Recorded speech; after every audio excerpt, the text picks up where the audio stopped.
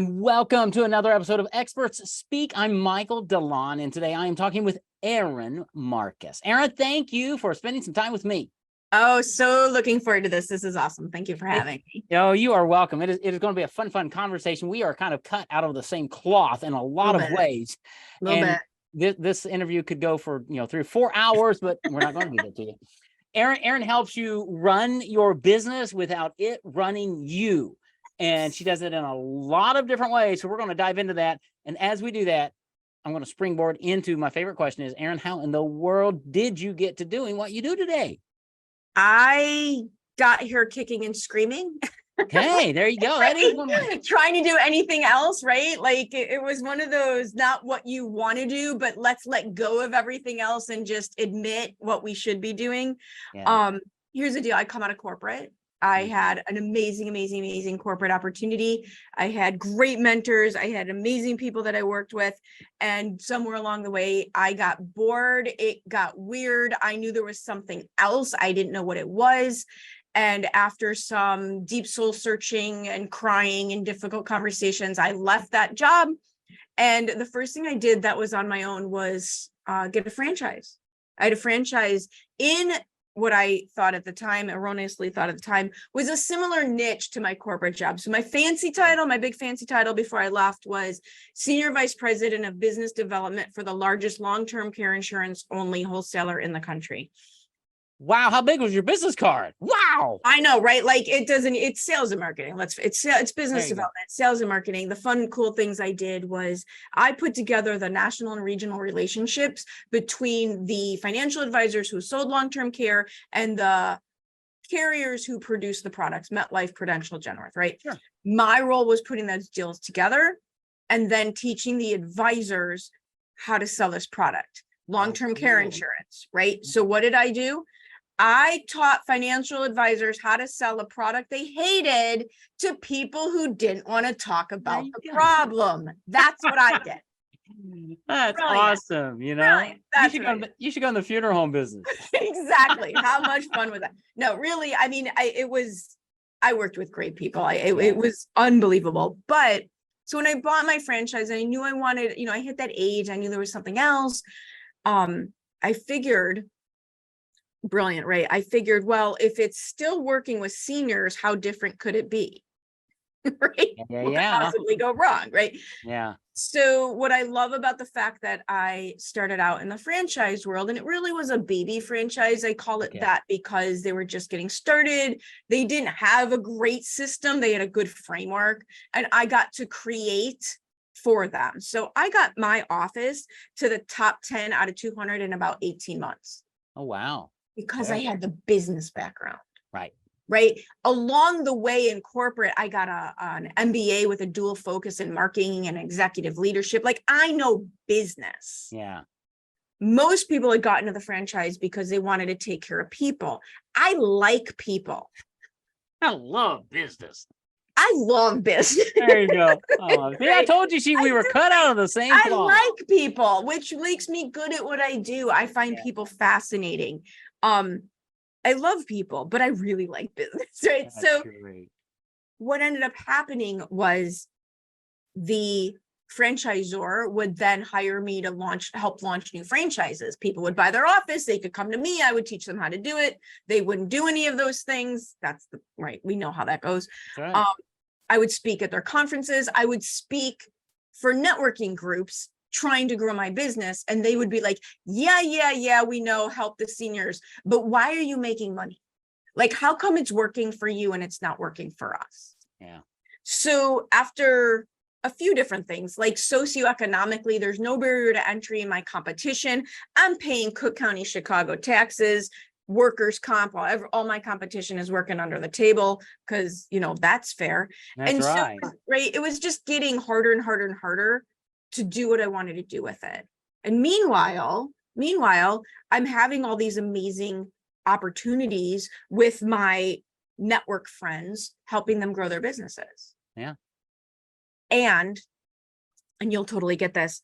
I didn't want to become a coach because I met too many of them I didn't like. Yeah. Yeah. Right. I will be the first one to tell you that really good coaches Right. changed my life. Absolutely. I would not be doing anything that I'm doing without them. And I still have coaches. But I was leery of throwing, I come out of financial services, conflict of interest, public oversight, annual audits. I didn't want to throw my hat into the ring with people who didn't have that integrity. Right. And here's the thing. I don't think most coaches who don't do well come from a malicious standpoint. Oh, absolutely not. I think they had a great experience and they want to recreate that experience for people.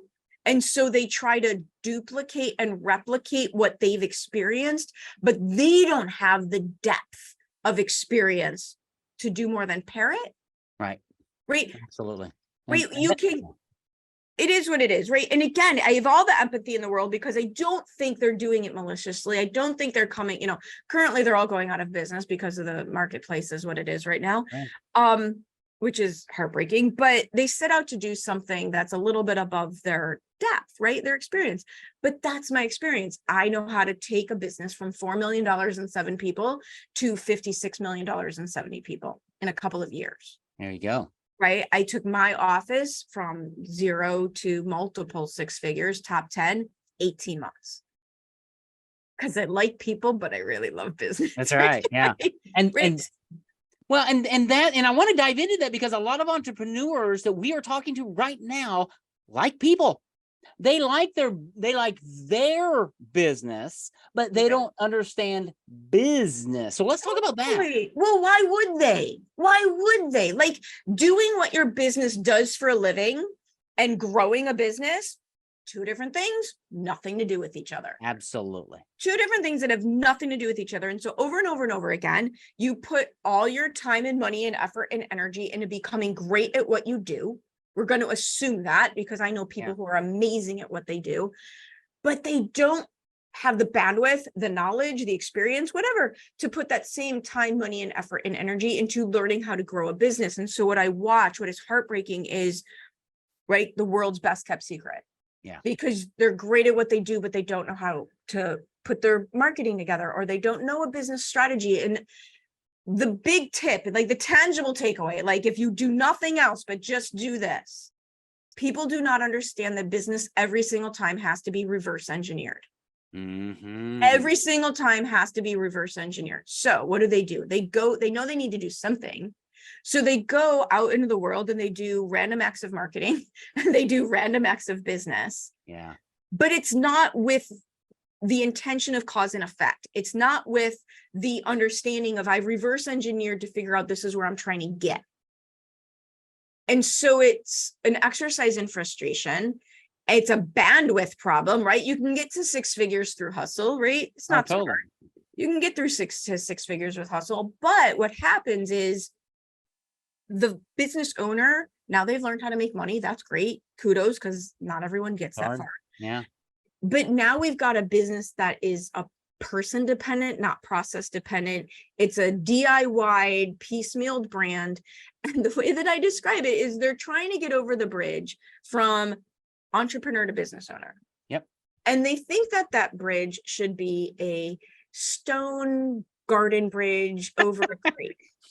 And what it really is the Indiana Jones Bridge. And it's being held together by twine and planks. It's probably on fire. And there's a guy at the other end with a sword. That's right. And so what do? They retreat. Yeah. And they settle. And that's the part I hate. They settle for what they think they can figure out instead of what they truly could have. Yeah. If they just put the effort, the time, the money, the energy into learning how, having someone guide them, like you, me, somebody who's been there. And let me pause right there to my audience. You got to understand. I mean, I've got a lot of coaches in my business. I've had them for years, but I look for coaches who have been where I want to go. Yes. And that's what Erin's talking about. How's this for having been there?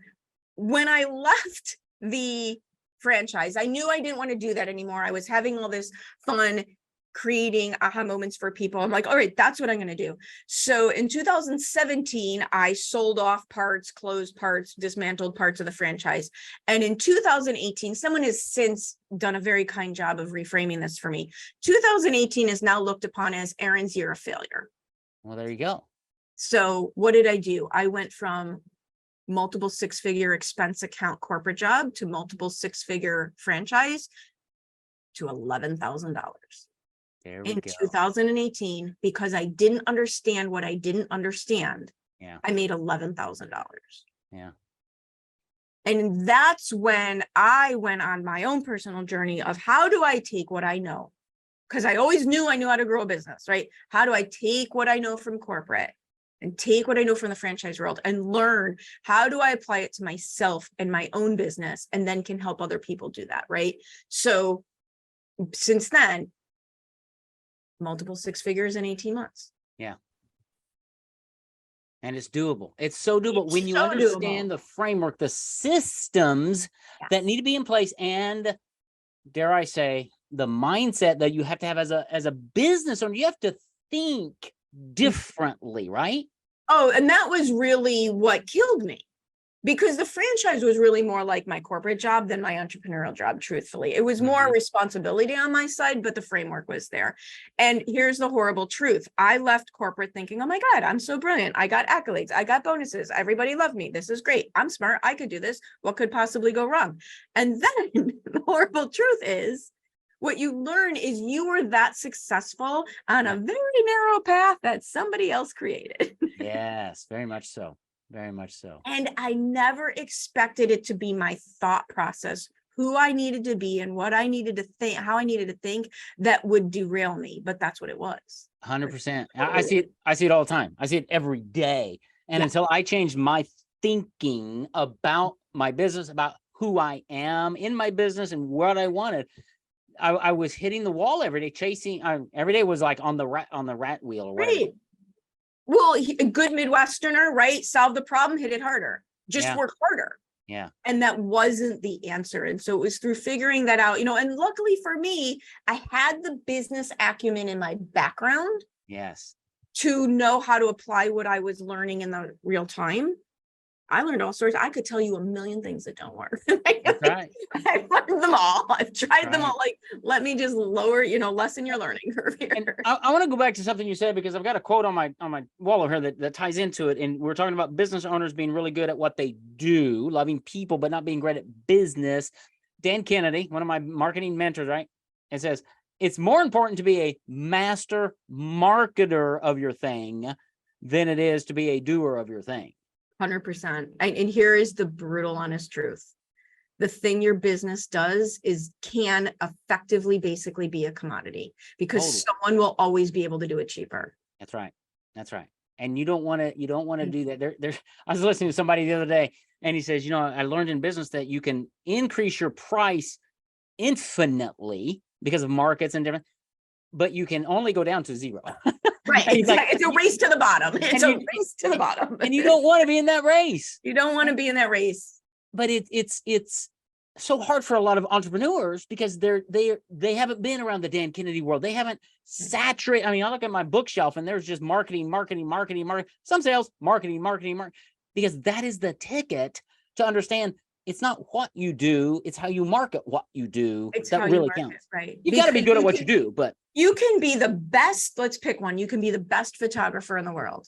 Yep. But if nobody knows your business exists, you don't have a business. That's right. And if you don't know how to run your business, you will lose the money as fast as you make the money. Yeah.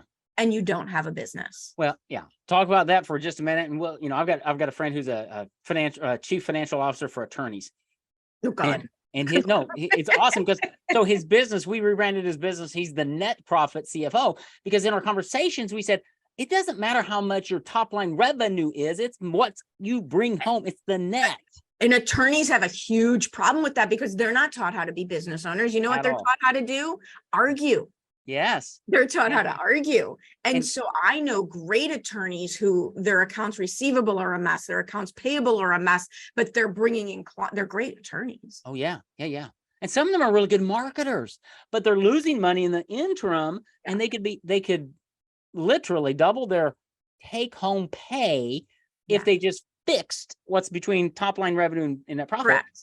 And sometimes that's the best thing a coach can do is say, you don't need more marketing. You need to fix this. Oh my God, please. Like, here's the thing about marketing. And this is where the tactic people hate me. Yeah.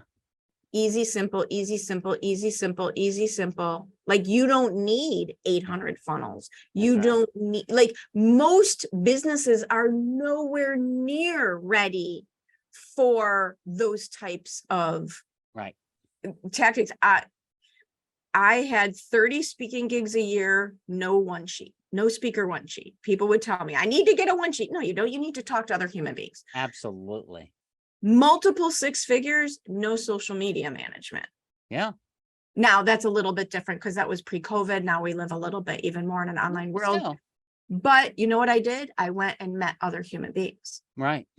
Yeah. Well, I mean, I talked to you the other day on your podcast, and we were talking about just business strategy and outreach. And you're on a lot of podcasts. You do a lot of podcast guesting. You have your own podcast, as I do. I do a lot of podcast guesting. We're out talking to human beings who have audiences. We're putting ourselves in the place. We're going to where the people are. Go to the people. Right. And when they hear you, they bond with you. They go, wow, I need to learn more. I like her or I don't like her. I don't want to hear her. Absolutely. Praise God. That helps I want a light switch. Yeah. You either love the worst thing you could be is beige, right? Shades of beige does not help anybody. Amen. Yeah. No, that's not good. You want to be magnetic, as you know, Dan Kennedy would say, magnetic marketing or repel. One of the two. Great. If you don't like me, get out of my world because I'm going to bug you to death. I can annoy people with the best of them. All the time. Yeah. So we've got a few more minutes. Let's talk about how do you work with business owners? Because they're out there and some of them are their ears are perking up now because you've kind of hit around some. What are some ways? Let me ask you this.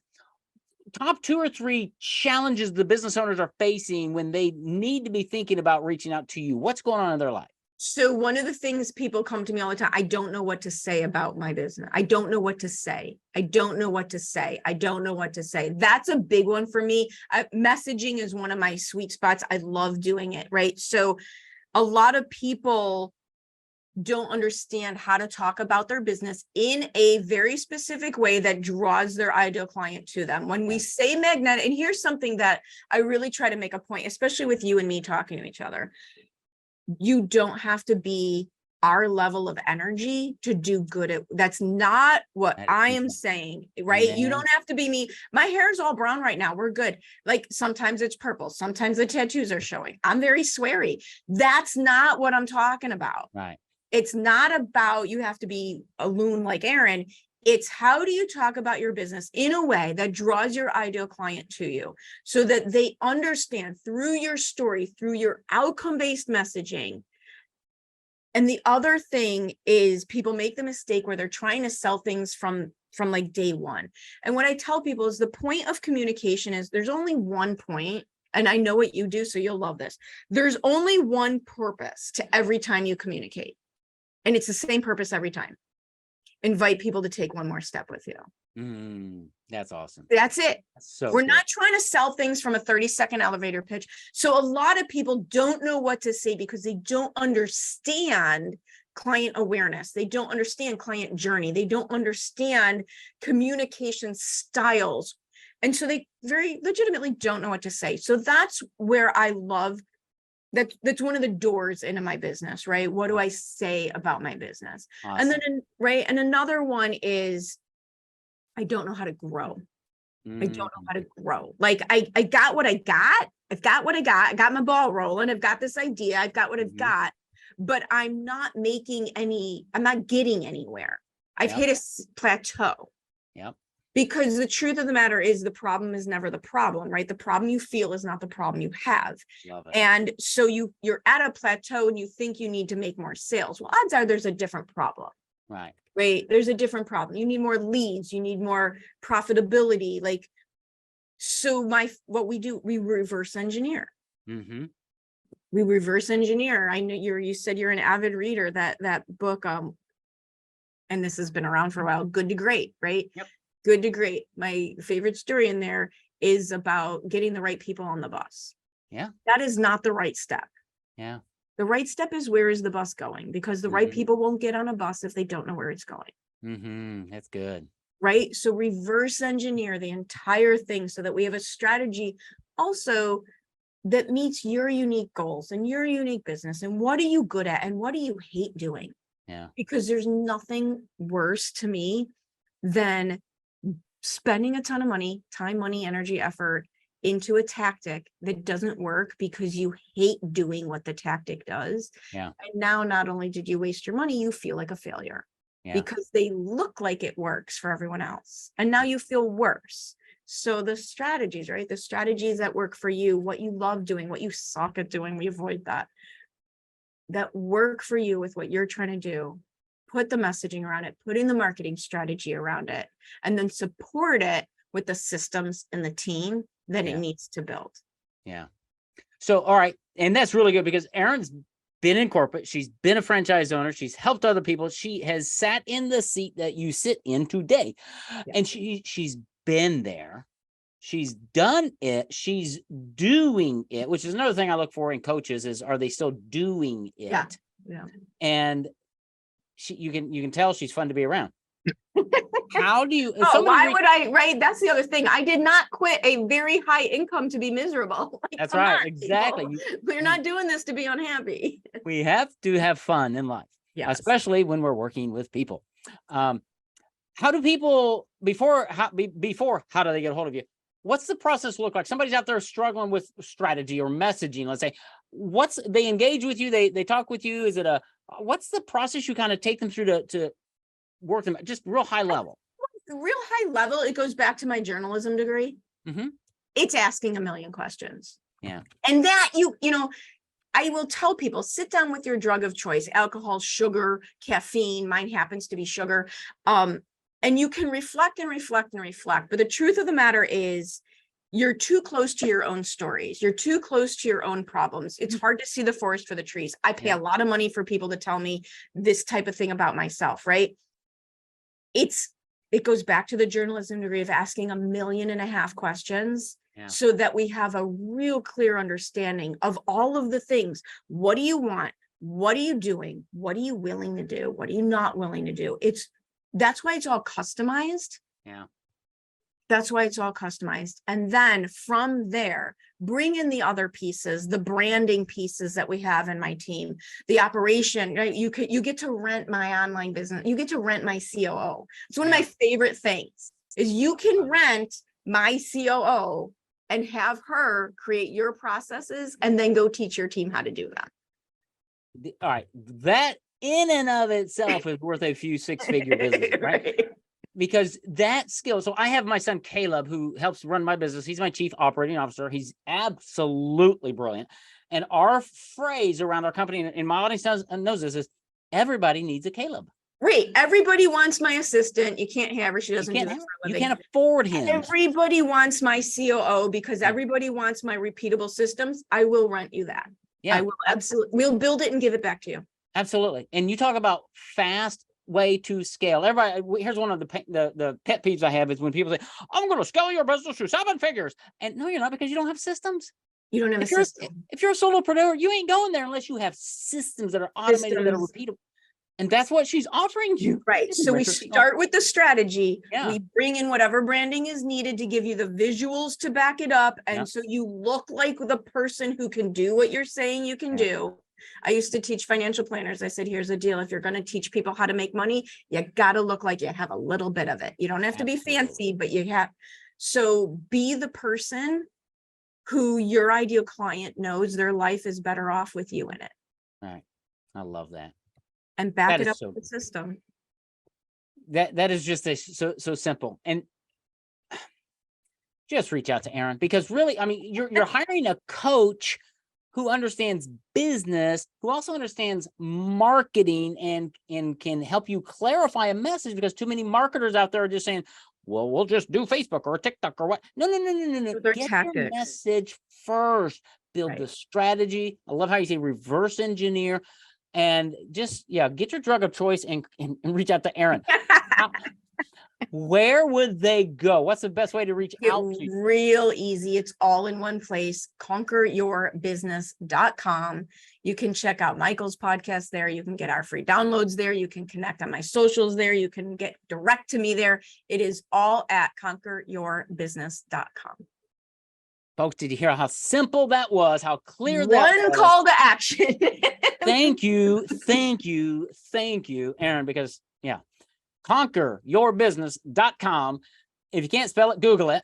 And if you can't do that, go to the show notes because it's in there. And that way, if you're walking your dog or taking your drug of choice right now, you can come back and find conqueryourbusiness.com, because I want you to reach out to Erin, have that conversation, because she's obviously super experienced. She knows what she's doing, and she's been there. She's done that. She's doing it, and she can help you do it as well. And you can rent her COO. That in and of itself, folks, is the fast ticket to success, let alone the brain that she has. So reach out to Erin, and she can help you conquer your business so that you'll be running your business and living the life of your dreams without it running you. Erin Marcus, thank you. This has been an amazing, fun conversation. You are awesome. Thank you so much for chatting with me and having me here. You are quite welcome. Thanks for listening to Expert Speak, and we'll be back again with another great guest in the weeks to come.